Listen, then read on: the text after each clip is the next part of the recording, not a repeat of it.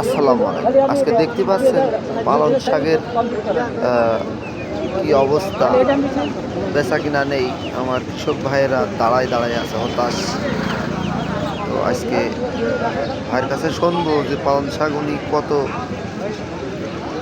উনি লাগাইছিল। আজকে গাছ সবই মনে হচ্ছে তুলে নিয়ে আসছে, দেখতে পাচ্ছেন গাছ সবই কেটে নিয়ে আসছে। শীষ পালং শাক নামদার আমার মনে হচ্ছে কিছুই করছে না, হতাশ।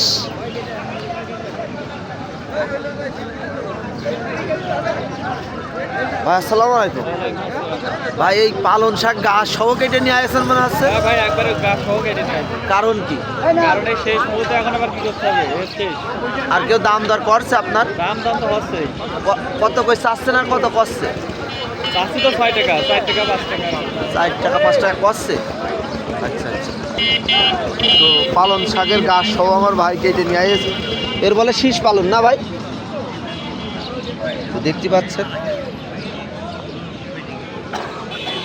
একেবারে। এখানে কত আটি আছে ভাই?